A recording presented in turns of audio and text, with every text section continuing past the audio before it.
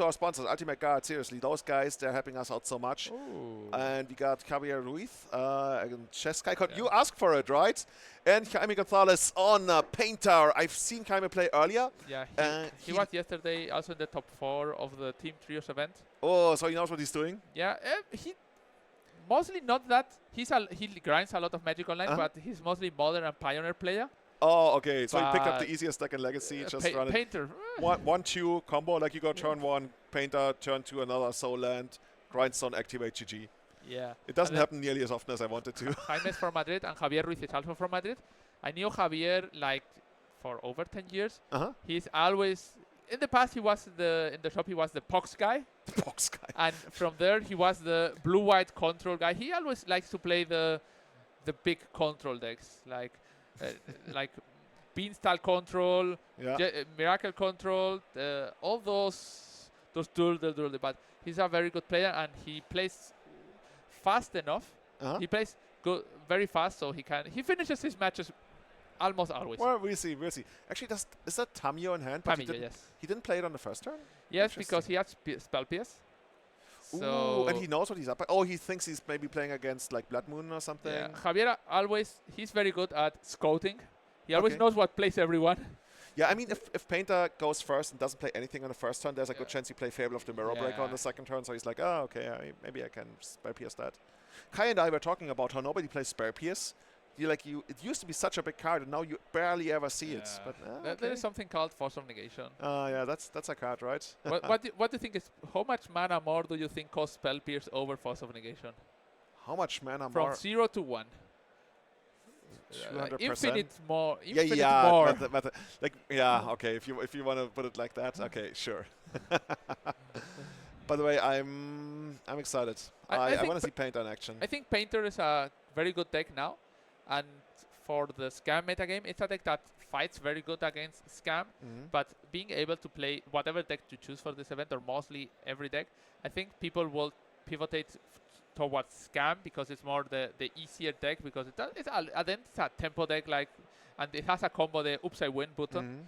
So Painter is a deck that you have to know very good because it's very tricky. I know you have been playing it a lot. I've played it a lot last year too. Yeah. When Expressive Iteration was a card. Just with my 8 Blast. Yeah. And now if the Painter deck can be good, and people are not playing that many Hydro Blast anymore. Yeah, also a little fewer meltdowns, but that might change again. I don't know about that. Okay, but we're going for the Goblin beatdown mode. Now the Jeskai decks are playing the Wrath, which is like the White Pernicious. There's Energy Wrath. That is far better. By the way, speak of the devil. Yeah. I'm out of here. Dude, why does this keep happening? Is Terminus like, come on, like Jeskai control with Terminus? I told you, Javier is the one who likes to play those. He is the one who's responsible for bringing that back. Okay, I have to talk to him later on. when Sensitive Ellington was banned, he was still playing Miracles and winning tournaments 1 year after. Like even in Treat the Angels and stuff? No. Yeah, no, he played in Treat the Angels, but... Okay. He plays a lot of different decks, so maybe he's playing Forza Lingas today as a win condition, or Morktide. The win condition doesn't matter. Yeah, that's true. The relevant thing is how you get there. Yeah. I remember my co-host on Everyday Channel, Callum Smith. There was this thing on Twitter, right? Where you have to fill out your favorite card, your favorite land, your favorite deck, your favorite engine. Everybody, like for engines, people would put like Survival of the Fittest, no, like real engines. And Callum just put like Phyrexia Dragon engine. It's my favorite engine. That's an engine. Drawing 3 cards is an engine. Yeah, it kind of can be an engine. That's true. I've always, like, every time I see the backside of it, I'm like, actually, can we flip it somehow? Then I look at the card we need right now. No, usually, when I play locals, I'm also like the judge for those locals because I knew a lot of rules, so I'm very good at it. So one of the questions I've gotten the most is how does work Prediction Dragon Engine with Reanimate? Oh yeah, that's so funny. That's so funny. It happens on Magic Online so much. Like they reanimate your Phyrexian Dragon Engine, and then there's always a pause because they're like, "Why do I not got the trigger?" It's like, yeah. Phyrexian Dragon Engine, I think.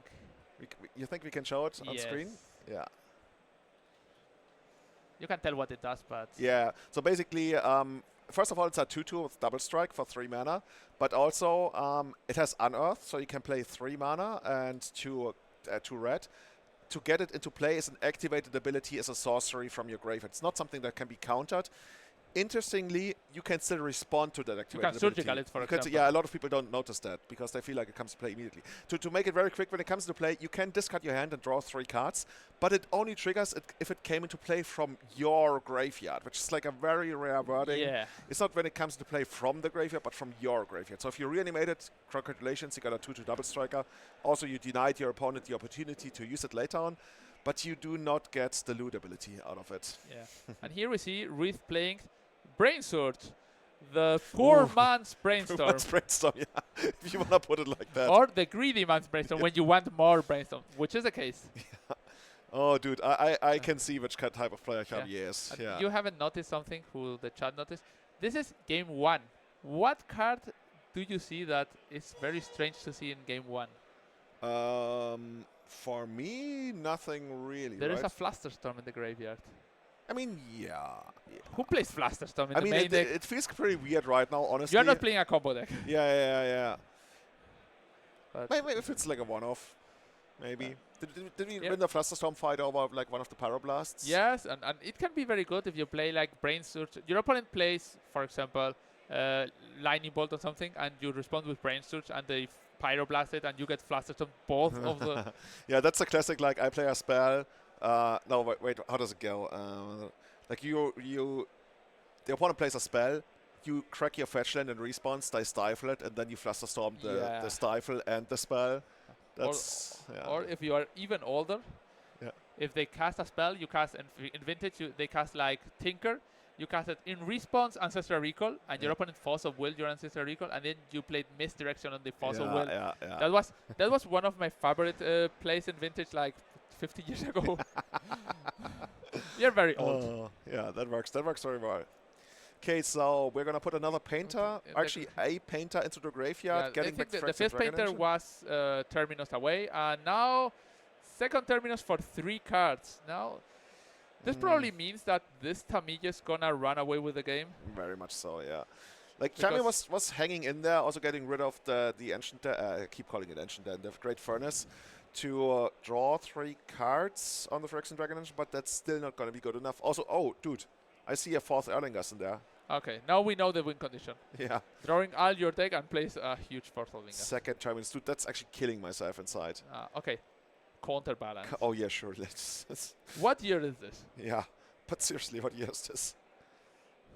Somebody post this to Twitter and have some historians examine the game to find out what's going on. Pyroblast, this.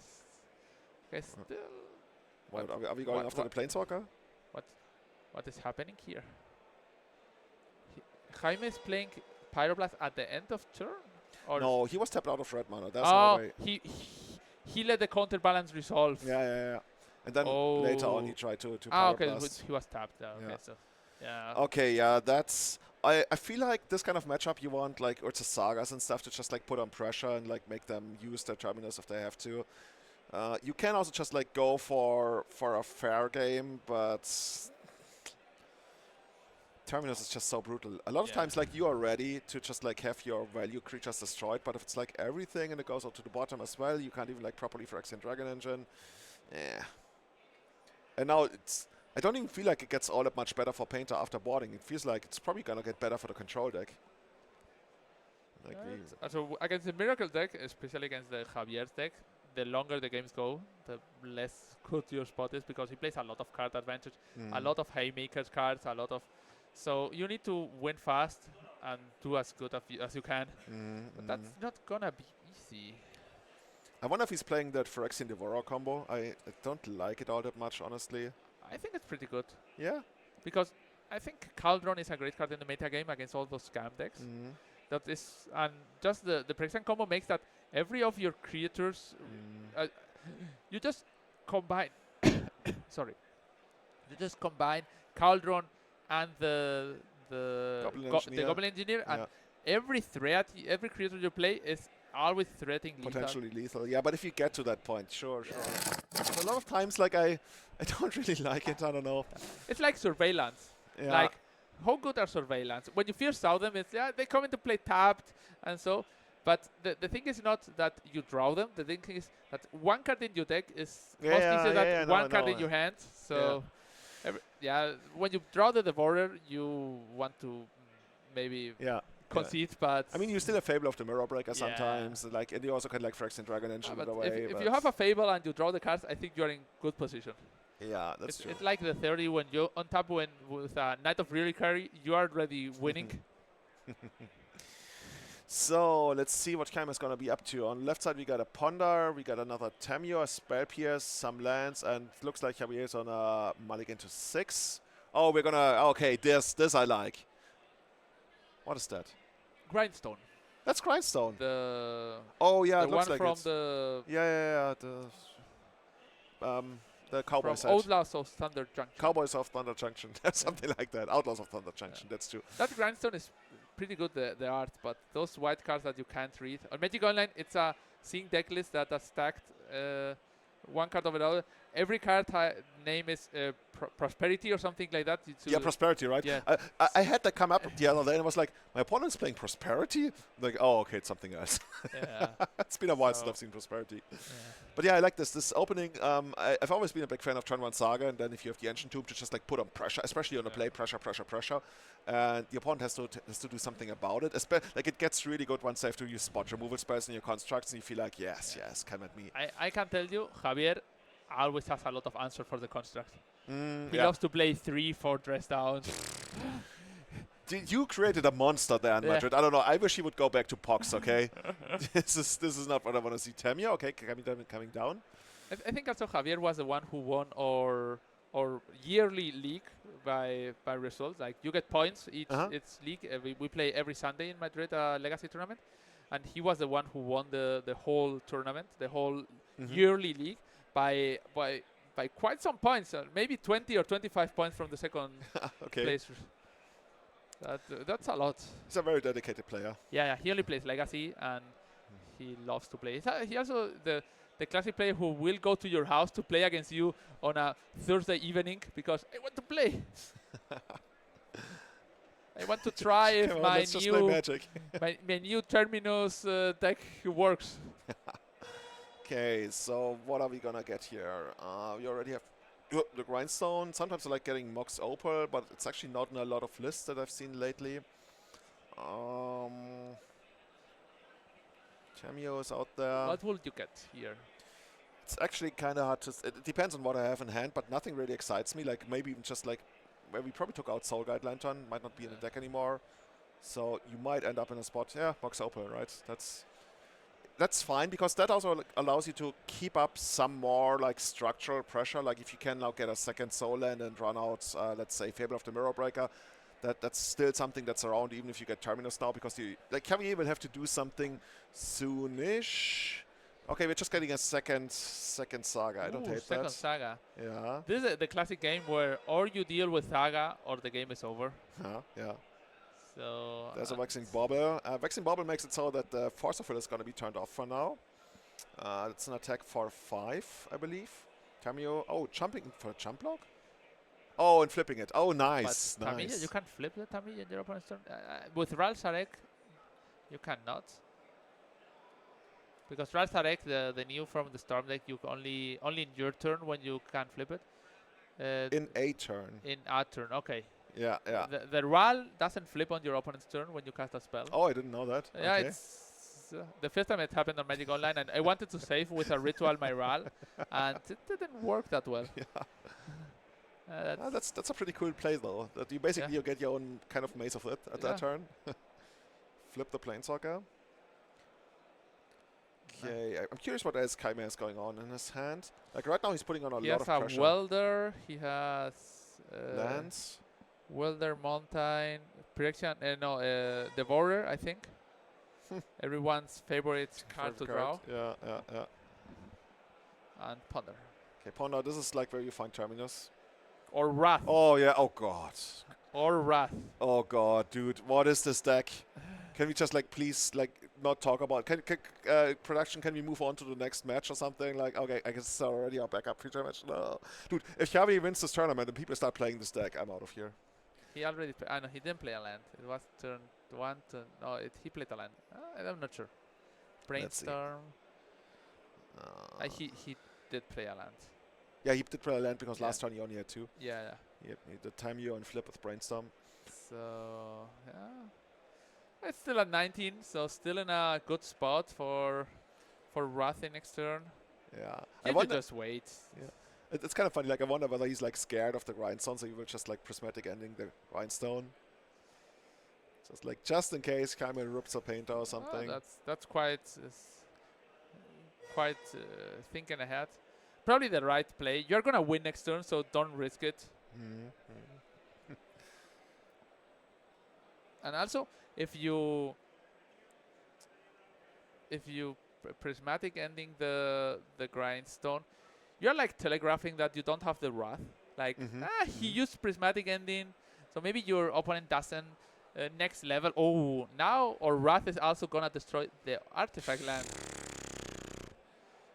We call this going back to the Stone era. Yeah, Stone Age. Stone Age. Yeah.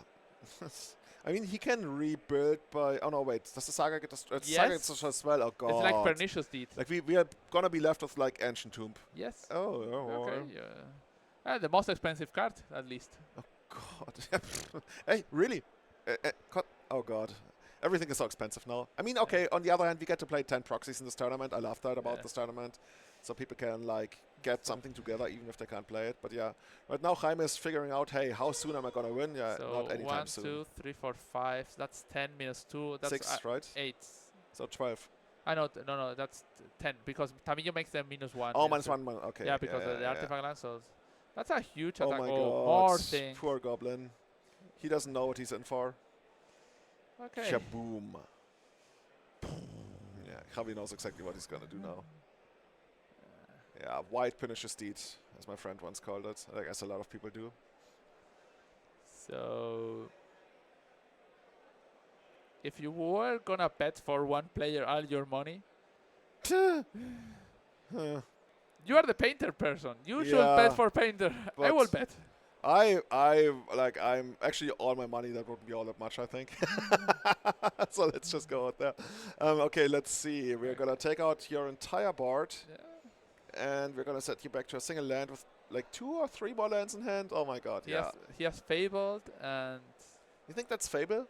Maybe it's a land, I don't know. I think it's just another land. I think it's 2 mountains and something in the middle. So he can draw a card with the Vexing Bubble. Okay, value. Wrath of the Skies, yeah. Oh yeah, true. I mean, you can technically also grindstone yourself in case you like find the Phyrexian Dragon Engine. Also, just like if you find random artifacts later on, if you get goblins. Yeah, like, oh, okay, interesting. Okay. You got Breyer's Apprentice. I love that card so much. I don't always get to include it these days, but that card is so cool. There's like so many things. My favorite part about Breyer's Apprentice is if you give +0, +2, +2/+0 to Phyrexian Dragon Engine, it actually hits for 8 because of double strike. And sometimes people don't see that. Oh, to the third. We just got another Urza Saga. We keep going. But at this point, actually help me out. What does Tamio actually do once she's flipped? When she's flipped, it's, the +2 is -1, -0 your opponent's cards. Then the... You can get an artifact. No, you can get a card from your graveyard back to your hand, I think. And if it's a green card, you get 1 mana of any color. Okay. And then the -7, I think it is, you draw half your deck, and you don't have maximum hand size. Okay. Well, Javier, I think both of those games weren't much of a fight. First game we got like double Terminus, now we got Wrath of the Skies. Javier came prepared. Very much so. He's 6-1 now. Do you think he's gonna make it to the top 8? It's very hard to draw in this tournament. Okay. I was more thinking about like in terms of skill and everything. I mean, he's your friend. Javier is a very talented player, so... Yeah. I'm actually going to be excited to see what the top 8 is going to look like. So from what we know, that probably could be, is Forge combo, the blue-white, then we have Eldrazi's. That's the 3 players that could be in top 8. But I think that's the info we have now. Okay. So the rest, we're going to see. This was round Was it round 7 of 8? 7? I believe, yeah, we're pretty far into this by now. So we're going to take a quick break, something like 5 minutes. So please stay tuned. Also follow us on Instagram @ImpactReturns and Twitter @ImpactReturns1. And with that, we're going to be back right away with the final round of the Swiss of the 220 players Legacy main event here. Beautiful Naron, Galicia. My name is Julian, this is Rodrigo Togoris. And yeah, going to be back soon, couple of minutes. Stay tuned.